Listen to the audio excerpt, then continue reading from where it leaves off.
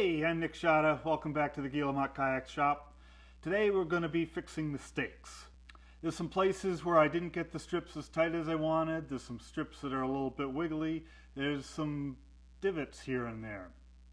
So I'm just going to go over the surface of the boat looking for things I can fix. So the bottom of the boat looks pretty good. Seams are pretty tight, except that they get right here. Got a bit of a gap there. Structurally it's not a big deal. Given the light color of the bottom of the boat, this dark gap right here will tend to show up and stand out a lot more than it would on a darker color boat. So I think I'm going to just try and fill that in, cover it over, make it so it doesn't show up as much. The gap here isn't very wide. I can stick a piece of paper in it, but only just barely. If I folded the piece of paper in half,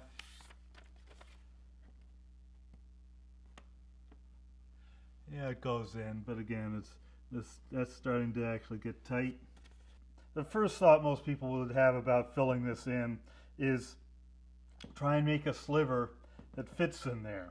But again, we only got something that's as thick as 4 pieces of paper here.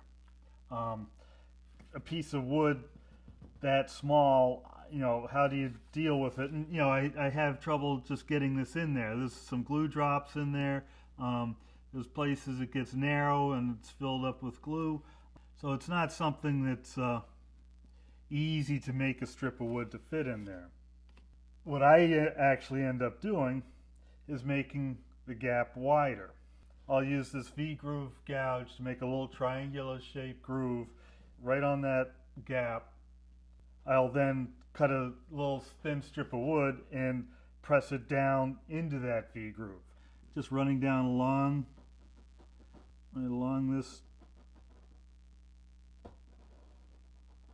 groove. Try and keep it in the groove.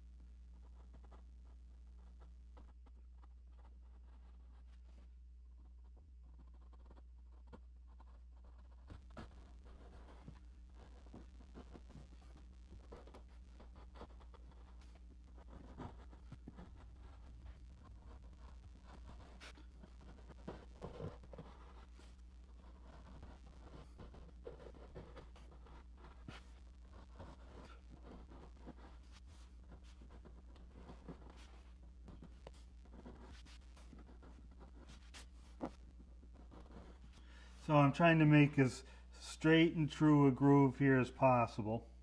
And then I need to find some wood that will match the wood around it. And I kept all the strips from when I was stripping the bottom. Any cut-offs from the ends, I kept those. And so here, this looks like it's very much the same color as the surrounding strips here.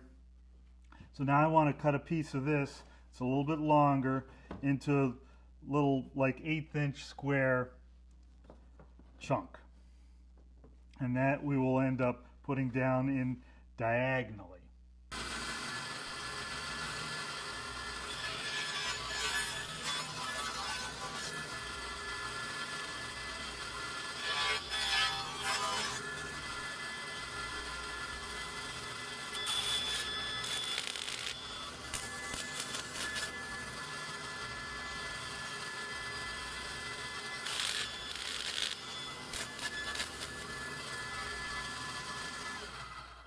So I've got this little 80 bit of wood right here.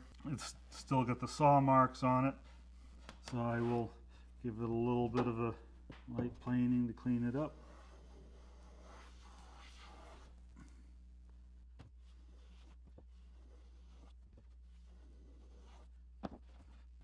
So now this piece can be shoved down in like that to fill up that groove I just made. This gouge should make about a 90-degree groove, but it tends to open up a little bit just due to the angle at which you hold the tool. And I could probably clean this up a little bit more. We can also adjust the angle of our little strip here. So I'm going to make it a little bit over 90, so I'm going to bevel it a little bit this way.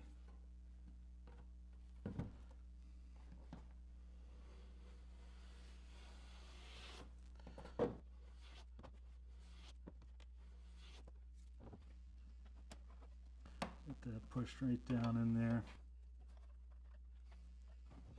And so we only need a piece about this long, and that'll get pushed right down into that groove. I'm going to just try and clean up the edge of this groove with this fine little needle rasp, just very delicately.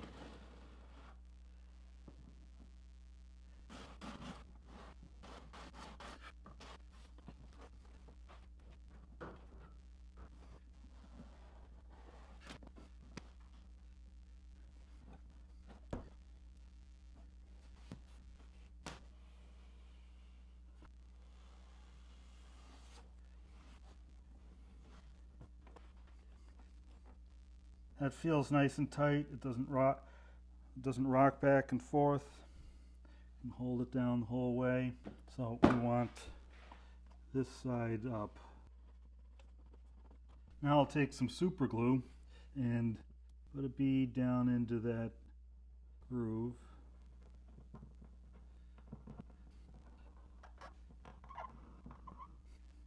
Place a strip back in there. Turn it around a little bit.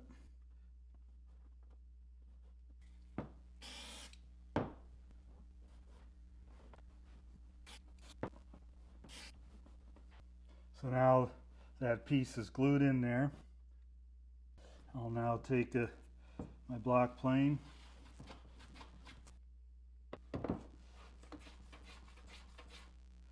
and plane off the top.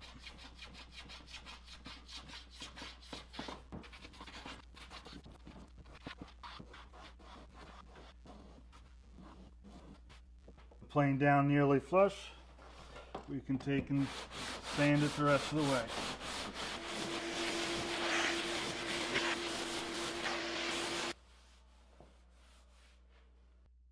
So this is going to look a lot better than the dark seam that was there before. If I were to do anything differently on this, I guess because I turned the piece of wood 45 degrees relative to the strips on either side, we're getting a little bit of a flat grain effect there as opposed to the vertical grain effect. But that's not going to show at all.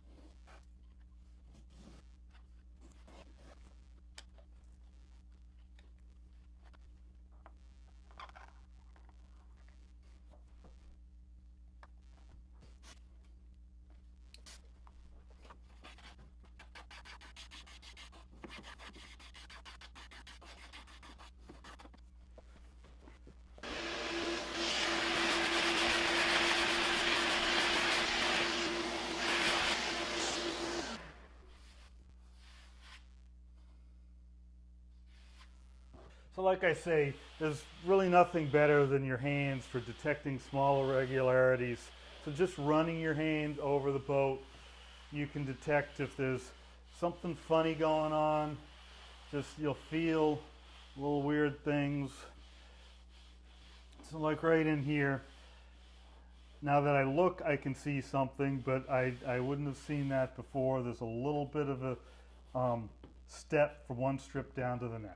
Low light like this can help highlight little irregularities, but this was much easier to feel than it is to see. There's a little bit of something going on in here, and when I look at it closely, I can actually see some pencil marks in there, and there's a little blobs of glue, etc. What people will try to do is they see a pencil mark like that, or again these blobs of glue, and they want to dig in with the corner of a sandpaper and get rid of the pencil marks, as if the pencil mark or the glue is the problem. The pencil mark's not the problem, the glue's not the problem. The problem is this strip is higher than this one. So this is a little bit higher than that. What you want to do is get rid of the high spot. Digging into where the pencil mark is or where the glue is means you're going to be lowering that area. And so you're going to be making a problem worse. You'll end up cutting a groove in there. Where if you take and attack the high spot right next to the low spot, you can end up getting rid of the problem very quickly.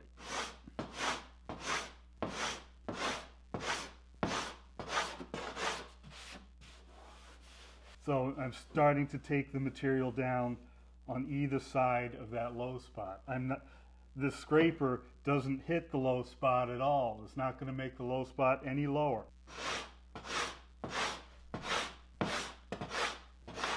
So I'm scraping all around that low spot. Get it to the point where the material around it is down to the same level as the low spot.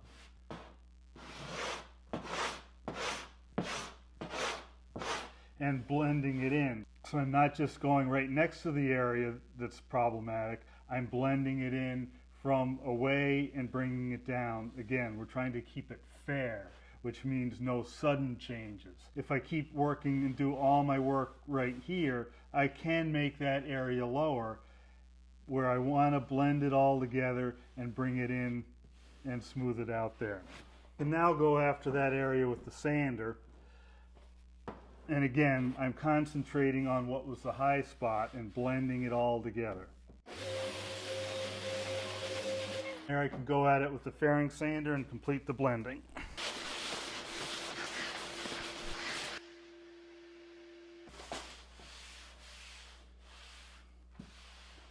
So now that area, don't feel anything going on, blends in really nicely. That's good. So now I'll do an inspection of the deck, look for any gaps, feel for any funny spots. I feel a little bit right where the center line is here, feels a little bit of a ridge. It wouldn't be surprising. We had the strips coming in this way, which we ended up trimming off, and then the strips coming in this way. So you could see how they might end up coming together at a little bit of a peak there. And so I'd like to just shave that down a little bit.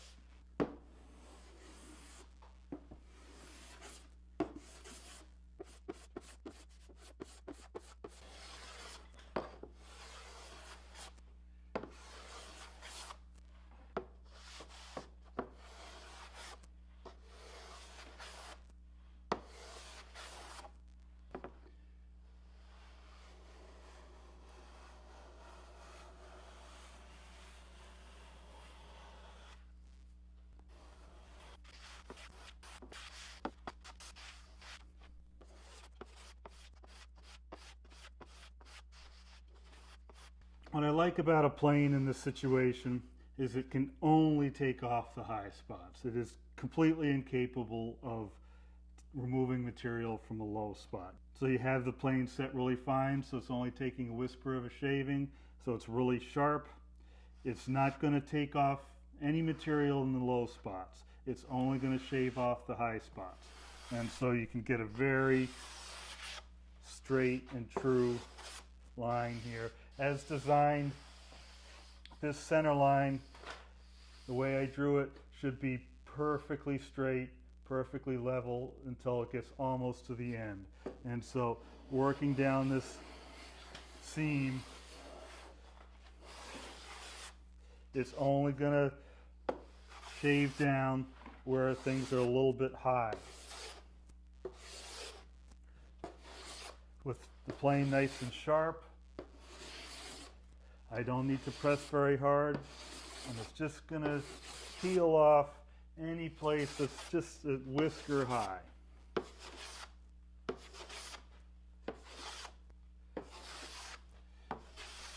Any place that's a little bit low, it'll leave completely untouched. Although wood like this naturally bends in fair curves, if it's got grain to it, the grain typically has some stress in it. So if things are if the grain's not perfectly straight, then when you cut into that tree, that stress in that grain wants to release, and you'll end up with spots where there's might be a little bit of a hump. And that's exacerbated when you're book matching like this. If you have random strips next to each other in a random way, if one strip wants to dip down a little bit in one spot, another one's probably going to want to dip up in this right next to it, or it's going to want to run straight. And so you put all those strips together, glue them together, get the seams nice and tight and uniform on the top. It'll all average out into a nice, smooth, fair surface. When you're book matching like this, you run the risk of having all the irregularities in the grain end up in the same spot. So if the strip wants to have a little crook in it, the spot in the grain that's causing that crook is going to be in the grain on the next strip and the next strip after that. It might eventually blend away, but it's quite possible you'll end up with tiny little ripples in the surface just due to the natural tendency of the wood to relieve stress when there's something going on in the grain pattern. If there's a crook in the grain, that might make a crook in the strip, which might make a little crook in the surface of the boat.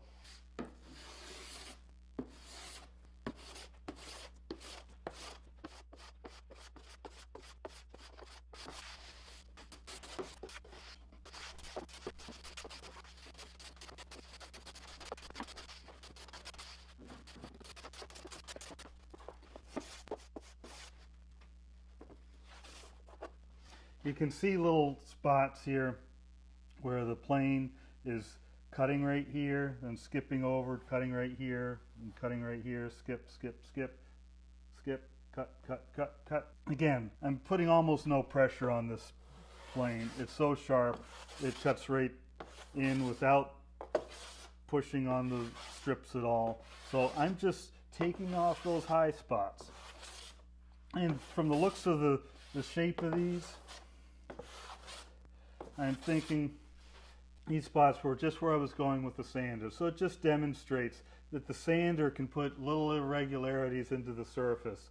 You know, despite your best efforts, you're trying really hard to be uniform about it, but it can create these little irregularities. Now, how deep is this spot right here where it's skipping over? This low spot here between the spots that the plane's hitting is probably vanishingly low.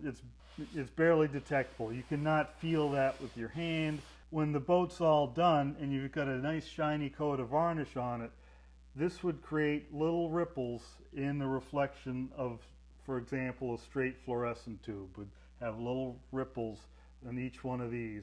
We'd like to have a nice straight smooth reflection of something like a fluorescent tube. Here the curvature is a smaller diameter than here, so again, something reflected in here would tend to get narrower and narrower as you see the reflection progress down the side of the boat. But you'd like to have that in a nice smooth progression.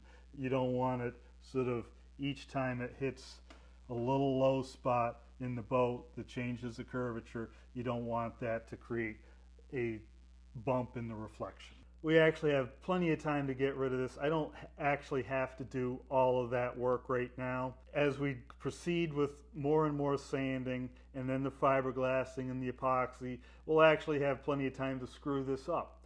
The final result will really depend on the final sanding, but we may as well lay down as smooth a surface now as possible so we can make that sanding later as easy as possible. The rougher the surface is at this point, the more sanding you'll have to do later. And the cedar is really easy to cut right now. fiberglass and epoxy is much harder to sand than this cedar is. So if we do stuff now, it'll save us work later. And the other thing about this, it's really nice, it's really fun with a nice sharp plane. You don't want to overdo it. It makes a beautiful surface when it's done. The sanded surface looks dull compared to the plain surface. In the plain surface, you can see into the wood, and you can see those interior reflections. There's a fancy word for it. I forget what it is, but you can see the change in the luminosity of the wood, and it's really cool. So you don't need to plane it. I'm sort of having fun here because it looks so nice, and my plane's nice and sharp, and it's doing a good job. If you're having trouble with a plane, don't use it. Don't create problems for yourself when you don't need to. If things aren't going your way, try something else. There's lots of ways to skin this cat. The longboard, the fairing board, does a beautiful job of this sort of stuff also. And when it's all covered with fiberglass and epoxy, it's going to look gorgeous.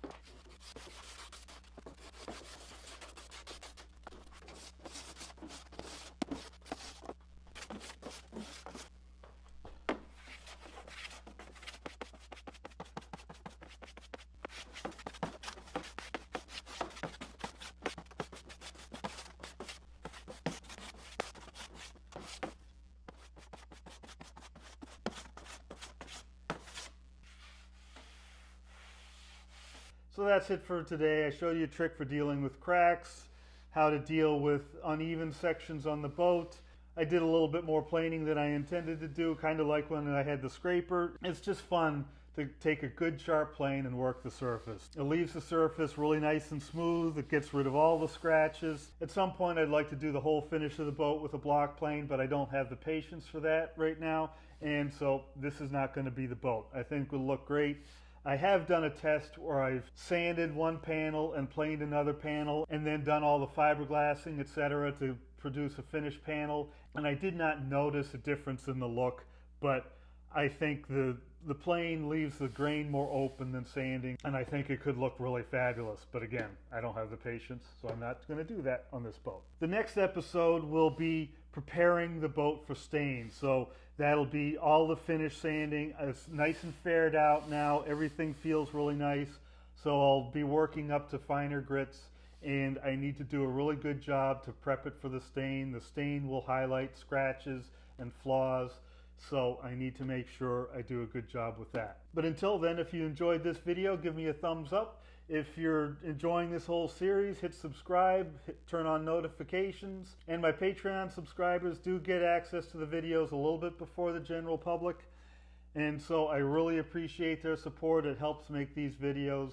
If you want to help make these videos, head over to my Patreon site. There are links below for things like Patreon, a link to the plans for this boat if you want to build your own. Typically there are links to the tools I'm using in the description, along with those links to Patreon and the plans, etc. So until the next episode, thanks for watching and happy paddling.